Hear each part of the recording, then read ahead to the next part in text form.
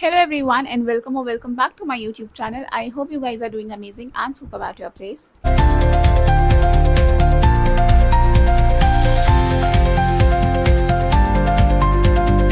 So I recently got enrolled in Bar Council of Delhi और मेरा नवंबर में या फिर मोस्ट प्रोबेबली दिसंबर तक AIBE भी हो जाएगा, that is all India bar examination.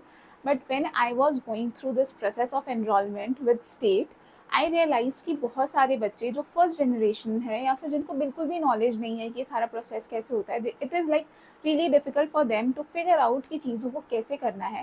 सो या बेसिकली सबसे पहली चीज़ तो ये है कि आप अपनी एक पासपोर्ट साइज पिक्चर क्लिक करा कर रखो पहले से ही, मतलब as soon as you are done with your LLB और इंटीग्रेटेड कोर्स. आप अपनी तो सबसे पहले पिक्चर क्लिक करा लो passport size in your complete uniform with black tie. Black tie is actually mandatory. A lot of people will come and say कि mandatory नहीं है, but don't take a chance. आप अपनी ब्लैक टाई के साथ ही पिक्चर क्लिक कराओ, but because you never know, आपको BCD में एकदम से बोल देंगे that this photo won't be accepted here, so it's better to follow all the norms properly. Second step is, जैसे ही आपका रिजल्ट आता है, go get your forms.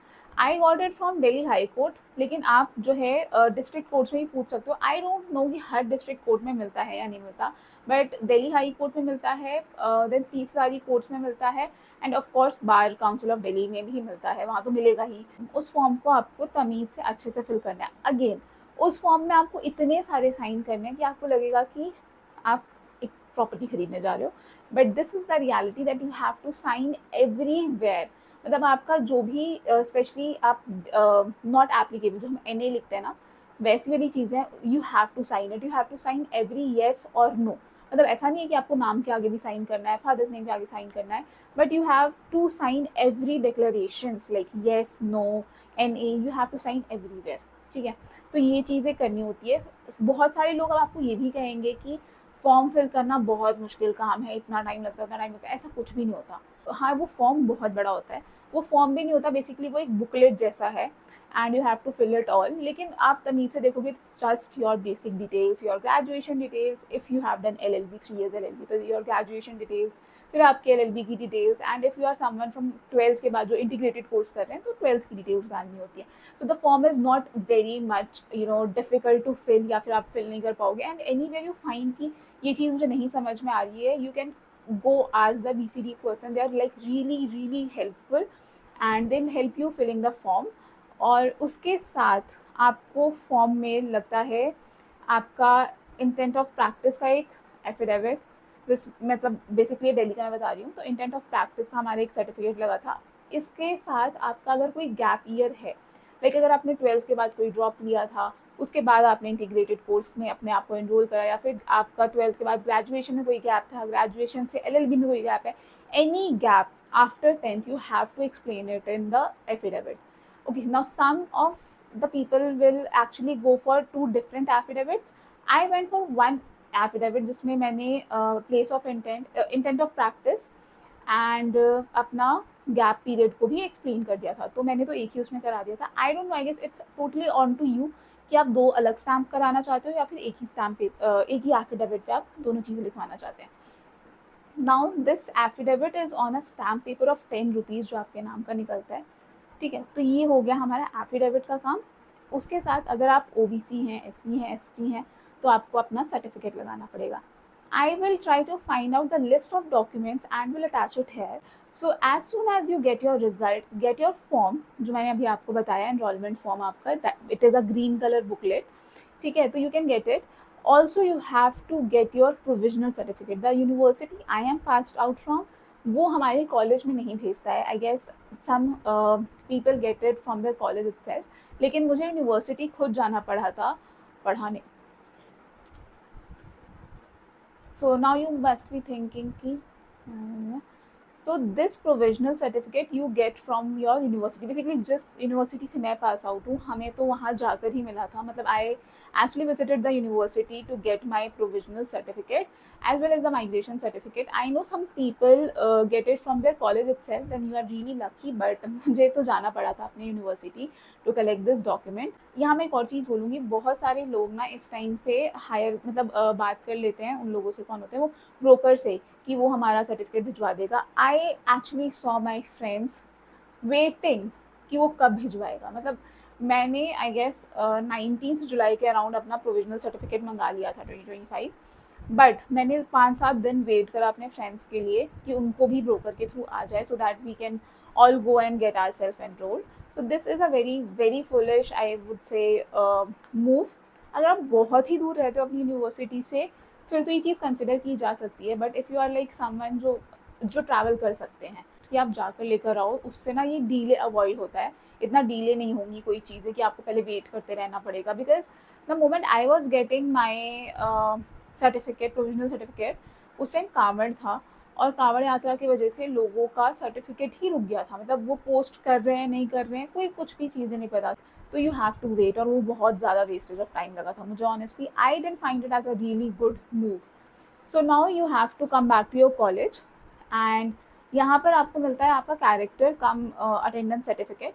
So you yes actually need to maintain required attendance, and then you'll be getting your mark sheets. I mean, I got all the mark sheets, semester mark sheets, from my college itself. Some people might get it from the university every semester, but I got mine collectively in the last semester, when not in the last semester also, when I went to collect all my documents. तो उस दिन आपके सारे जो है dues clear किए जाते हैं, आपको फॉर्म भरना होता है, and then your ID card is submitted in the college and you get the attendance cum character certificate, as well as the mark sheets of each semesters individually.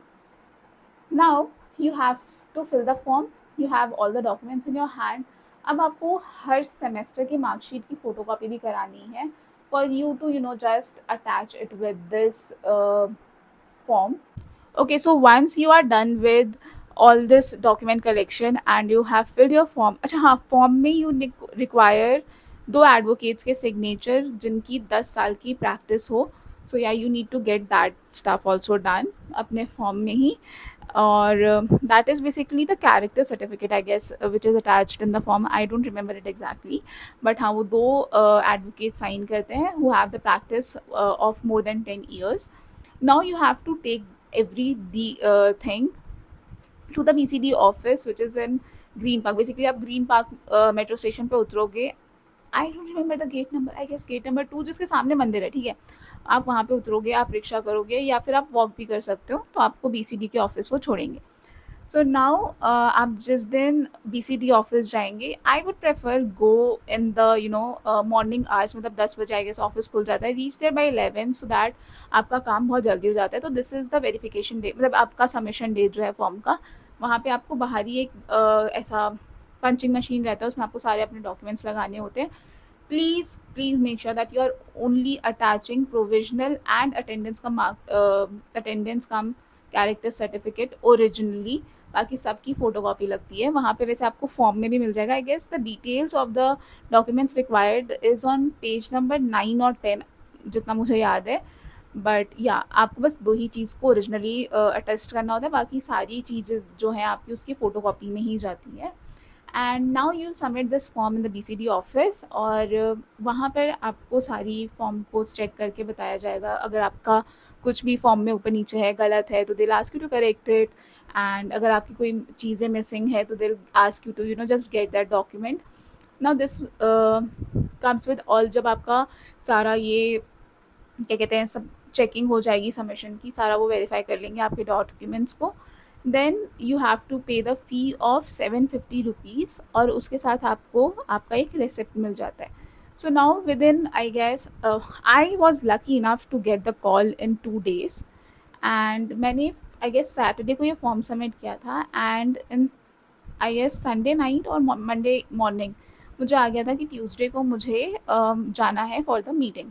So now this meeting is basically meeting come interview ऐसा रहता है, but there is nothing interview types. मेरा तो कोई interview नहीं हुआ था, it was generally a meeting जिसमें हमें सारे जो BCD के मेंबर्स थे उन्होंने हमें रूल्स नॉर्म्स बताए, हमें बेसिक एथिक्स जो होते हैं एज एन एडवोकेट आपके वो बताए हमें, मतलब एक तरीके से how this body works, how an advocate should actually start their practice. As हम लोग अभी एनरोल हो रहे हैं तो people are really worried about things, तो बेसिकली वो आपको बहुत अच्छे से चीज़ों को समझाते हैं, बेसिक चीज़ों को, एंड देन टाइम आपको आपका मतलब या just remember that you are carrying every documents, right, क्योंकि आप ओरिजिनली लेके जा रहे हो, because sometime they might ask you कि आप अपना डॉक्यूमेंट यहाँ पे हमें वेरीफाई करा दो, because that is a verification day also.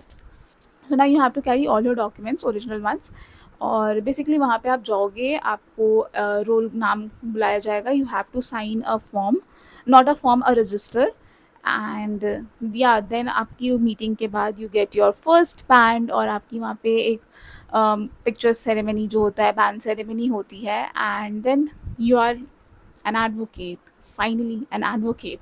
Or by the night, or by the same night or next day, most probably you'll get your D number. और वो कुछ ऐसा दिखता है.